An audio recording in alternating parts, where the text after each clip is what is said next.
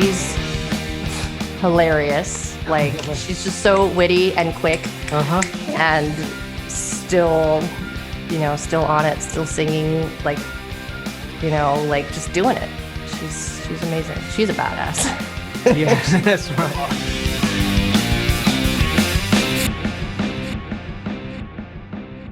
Sweet. Well, it's nice to see you. Cool. Hi. How's it going? Going as well as can be expected. And you're in LA right now? Yes. Is that right? Yeah. Pretty early in the morning, 9 o'clock or something. That's right. Yeah. Well, thanks for joining us on this. Of course. Yeah, obviously, unfortunately, the actual NAMM show wasn't able to happen this year, as many other things haven't been able to happen. So we're doing some video interviews with our artists, and just having a quick chat and catch up and see how things are going. Great. So obviously you've got like a really busy schedule. Just at the end of last year, you came off the Beautiful Trauma tour with Pink. That was huge. That was started in 2018, right? Yeah, we started promo for it in actually 2017. So we were out for been a long time. How's it feel? I imagine it's a big shock going from that to being at home full time now. And how have you been filling your time? I have been filling my time with a lot of like educational stuff, right? Like I'm like, hey, cool. This is my opportunity to really explore like Logic is what I use. So like really get into, because I record on the road, I do demos and stuff. I travel with a rig, but I turn it into an opportunity to just really dig my heels in and just get to know the program better and get more into music production, get more into sort of compositional work, and a ton of writing. I've been writing a lot. I'm on the road to doing another EP. So just kind of shifted gears and just digging into some other stuff. So you've got enough equipment there to do it what you can from home, right? That's exactly right. And you don't need a whole lot these days. So like your bass, is that kind of going direct in, or are you miking stuff up? I am mostly going direct in right now. I have a very streamlined setup because I do just mostly, I do a lot of programming, and for any live stuff, I just I go pretty much direct in, and it seems to work for what I'm doing. I mean, I demo most of my stuff, and then I'll bring it to a studio and then have them, course, I'll give them stems and I'll say, okay, work your magic. Yeah. Make it sound great. But I have it to a place where I can at least get a good, just get good, clean, tight tracks. Yeah. And it's kind of easy. You don't have to worry about setting up mics and stuff. You just kind of go directly in, and it's easy.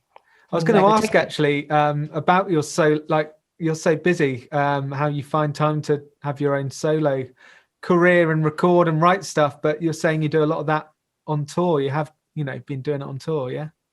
I make time for it. Days off on tour, I'm usually in the hotel room writing, recording.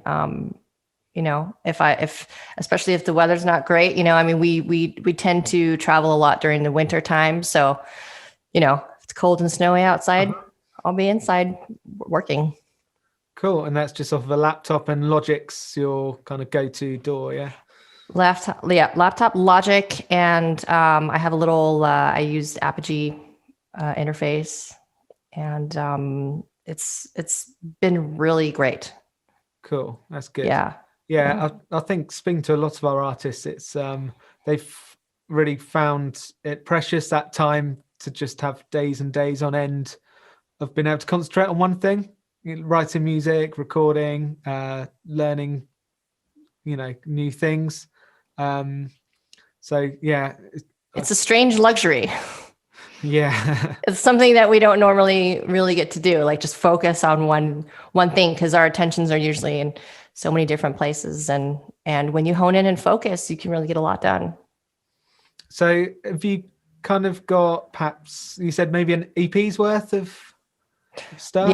I've been liking the EP thing because it's just sort of small, manageable chunks, and it's rare that somebody actually listens to a whole album these days anyway. Just the way that people consume music is a bit different. And you've got a faster turnaround from writing it to actually releasing it. Yeah. That's exactly right. Yeah. Cool. No, that's really cool. So yeah, as I said, it's part of NAMM. We're doing these videos. You've been to a number of NAMM shows, I believe. Number of NAMMs, yes. Yeah. Have you any idea how many you might have been to? Oh my God. I started going to them because my dad was a musician and I grew up around musicians. So I started going when I was a kid. Okay. The NAMM show was just what everybody kind of did every year. So they didn't require IDs back then though. So I remember a lot of times, like, I'd be like 12 years old. My name would be like, Bob or something, on my, some friends would just kind of pass around the badges. Yeah. It's changed a bit in recent years, but. Have you got any particular memories from past NAMM shows that were special? Anything that stands out? I've performed at a couple of them, which are always really fun. Who was that with? I had a band called Telstar. Oh yeah. And so Ampeg had a stage set up. So we played there. We got to play through all the new, all the new gear that they had on show. And it's just really great. I just always love going because it's just such a great way to connect with everybody. Put faces to names and see a lot of your crew that you don't get to see all the time because they live, all over, or you're always on the road or whatever it is. But it's a fun time to have everybody in one place. A bit of a family gathering for musicians kind of thing. Exactly. And you never know who you're going to bump into, which is always really fun as well. It's just, it's a fun time. I've got some questions here from fans on social media. We asked, put it out there, and we got quite a few questions in. So I had this one from Music Morris Pete on Instagram, and he's asked, what's the most valuable bit of advice you've got from your father? He told me less is more a very long time ago when it came to music, and I've always kept that in mind, and I think that is a really great piece of advice. It's not all the notes you play, but the space in between the notes a lot of the time. So that was a good one that I kept in mind. It's one of those things that's almost easier said than done. And is there some kind of training or anything you kind of put yourself through to do that, or learning types of music, or what kind of thing would you perhaps discipline yourself with that? I think it's just over the years playing with different people. Like I remember when I was in high school, I was in an arts high school. So I was in jazz band, and we get together and jam, and everybody just wants to play all the notes, and everybody just wants to like get it in there, And I just remember this one time a fellow bass player, we were all kind of playing together, and he was like one of the busiest players that I've ever encountered in my entire life. And he was like, "You play too many notes." And I was like, in my mind, I'm like, "You play too many notes." I didn't say it out loud, but it was just kind of this thing. And I was like, "Oh, okay. All right." And that just kind of clicked for me. And I was like, "All right, I'll take a step back. I'll let him play up here. And I'll just kind of, keep it down and keep the groove going or whatever." But that's something that that's most of the tours that I've done and the work that I've done. It's about laying down the groove. It's about keeping it, you're the glue, right? So, and there will be times where you kind of try to, you're on a gig or working with an artist, and you'll try to sneak stuff in there, and it doesn't really go over so well because that's not what it's about, right? It's about like everybody playing together as a unit. And if everyone's trying to show each other up, it doesn't work. So just by experience and just, trial and error, a lot of trial and error. Less is more. Okay. Got it. Good advice. Very good. I think that's a sign of a great musician, isn't it? When you just know they're almost it's comfortable with just what they're playing as well, not having to worry about should I be playing more, but just yeah, I mean, so much of what we do is listening as well, right? And finding moments. There's always moments, but it's not every moment. So little goes a long way. I've got another question here, and this one's from Irene Ketikidi. She's actually a fellow Rotosound artist from Greece. Awesome. And she says, "Can you be so badass?" And to add to that, has this attitude been like a factor in the gigs you get? Well, thank you. That's very cool. I appreciate that. I think that definitely attitude is a lot of how you carry yourself is a lot of how you work in a situation and who wants to work with you, right? So much of it is knowing your place and having confidence. A lot of it is confidence, and confidence comes with preparation. And it's a lot of homework, right? To make sure that you're prepared, but it's worth it because in the end, it's like you show that you're invested, and you kick ass at what you do, and all that comes with just being prepared. And then you put off an air of just really enjoying where you are and being grateful for where you are. So it's a lot of little details that details matter. That's cool. There's a question from Mr. Riccioni on Instagram, and he's asking about how it is working with Cher on tour.